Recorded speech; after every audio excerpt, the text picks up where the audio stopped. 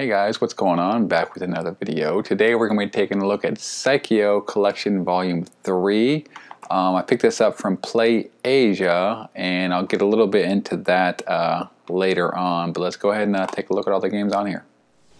Zero Gunner 2 was a Japan-only release for the Sega Dreamcast back in 2001. It is a sequel to the original Zero Gunner, which was a Japan-only arcade release in 1997. This sequel is a 3D multi-directional shooter that was very innovative when it came out, allowing you to pivot off your target and rotate a full 360 degrees.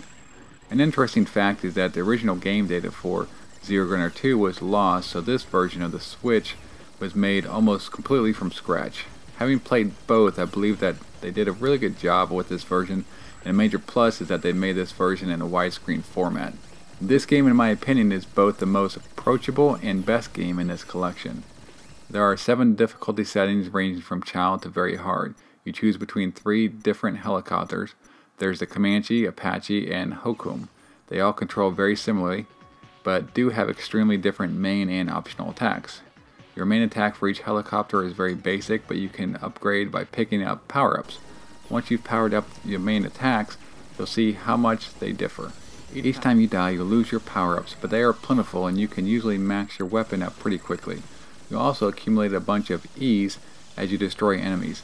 Picking these up will fill your meter on the side of the screen that is your optional attack. The higher the meter is filled, the more powerful your optional attack will be.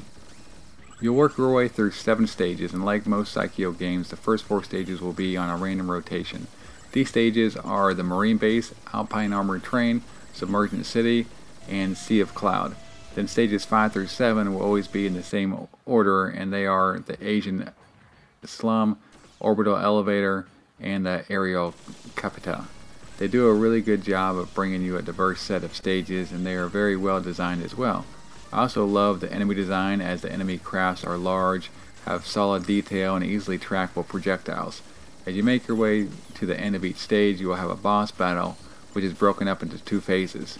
Being a huge Transformers fan, I loved what they did here, as each boss starts in a vehicle mode, being either a submarine, train, or boat, and then essentially transforms into a robot mode. This game is really a lot of fun, and being that a physical copy of this on the Dreamcast will run you between $100 to $150, it's pretty cool to get in this collection here. Next up is Striker's 1945-3, which was an arcade-only release back in 1999. This is a sequel to Striker's 1945-2, but chronologically takes place 54 years later, and for this reason is also known as Striker's 1999. It's a vertical scrolling shooter where you'll choose between 5 different aircraft, which do a good job of each being unique from one another. Being that the game takes place in 1999 instead of 1945 means that they all appear quite different from the first 2 entries of this series. The 5 aircrafts are the F-A-18 Super Hornet, F-117 Stealth Fighter, F-22 Raptor, AV-8 Harrier, and the F-4 Phantom II. I believe there is a 6th unlockable aircraft, but I've yet been able to beat this game.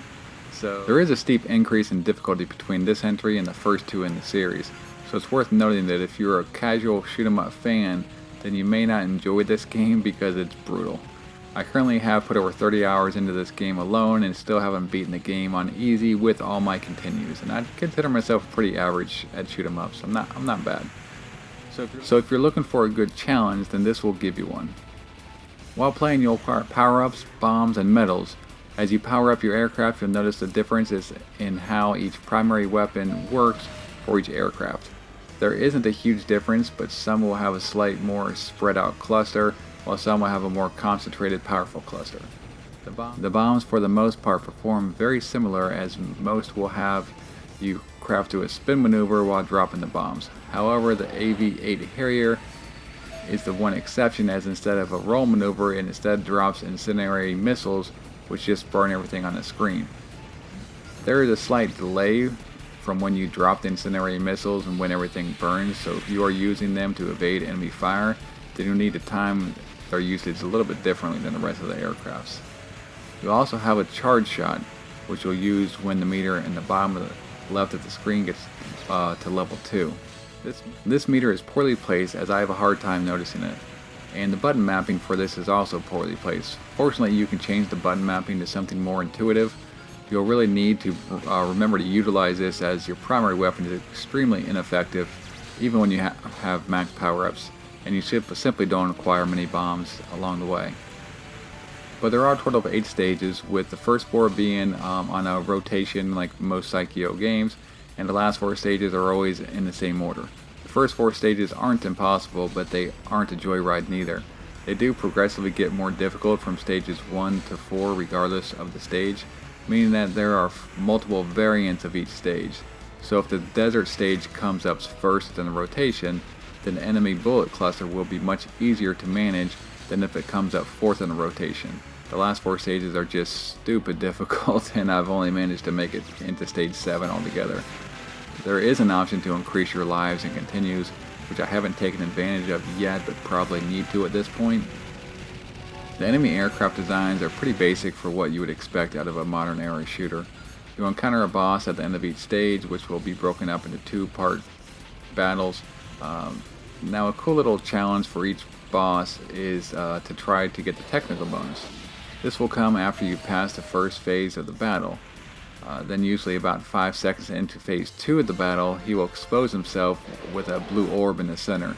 The key here is to hit that blue orb with your plane itself. Before exposing the blue orb, the boss usually sprays out a large cluster of fire, but will leave a small opening if you learn the pattern.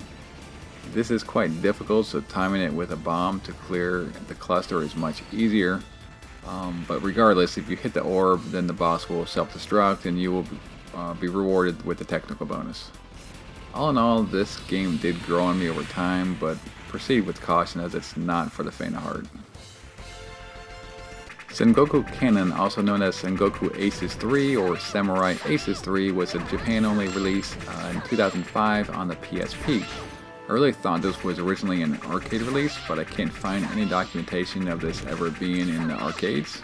But apparently after Psikyo collapsed in 2001, some of its team members broke off to form Crossnots. Together they completed a couple of projects, this being one of them. This is a sequel to Sengoku Blade or Samurai Aces 2, and like Sengoku Blade, this is a horizontally scrolling shooter. There are also some of the same characters in a similar setting taking place in feudal Japan. However, unlike Sengoku Blade, there are no branching paths and only 5 stages. The stage design here is also pretty bland, and enemies can often get blurred with scrolling in the background. You'll start off with 4 playable characters, but by beating the game you can unlock 2 more characters. Each character does a solid job of distinguishing itself from one another. You have your main attack, power attack, and bombs. You can acquire your power-ups that will enhance your main attack, and you can also use your main attack in different ways, meaning you can either hold down the button to auto-fire your main attack or rapidly press the button, which will make your main attack perform differently. You can charge your power attack with the meter at the bottom, and you'll gather more bombs as you make your way through each stage.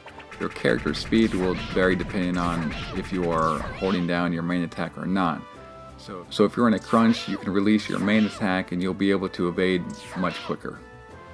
You have 2 selectable difficulties, and most stages are pretty long, as you'll usually have several boss encounters on each stage. The boss encounters are by far the highlight of the game and are usually broken up into multiple phases. The boss will change up his attack pattern in each phase. Overall, the game is just alright. The stage and enemy designs are not that interesting. Like I mentioned before, the boss battles are fun, but they reuse most of the bosses, as some of them you will fight 2 or 3 times through the game.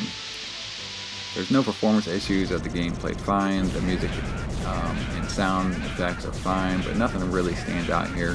Sengoku Blade just had more polish, but I'm much more satisfied with this game than I am with the next one on this collection. So Gunburich was a 2001 arcade release from Psikyo, and it's literally all I can find out about this game's origins. It doesn't appear that this game was ever released on the console until it was ported to the Nintendo eShop in 2017. Feel free to let me know in the comments if I'm wrong, because I literally just don't care enough about this game to dig any further than I have. My frustrations aren't not because this is necessarily a horrible game, but more because it's not a shoot 'em up, rather a breakout clone starring Marion from the Gunbird series. And I get it, this isn't a shoot 'em up collection, it's a Psikyo collection, but people who have bought the Psikyo Collection Volume 1 and Volume 2 are, let's face it, we're shoot 'em up fans. So I don't know if they just ran out of shoot 'em ups in their library or what, but this just feels like filler to me. To be completely fair, I did have some fun with the game. It's a shoot 'em up style game, and it does have nice graphics. You choose between Marion and Grunton, who I have no idea where he is from, but they vary in their power, speed, and magic.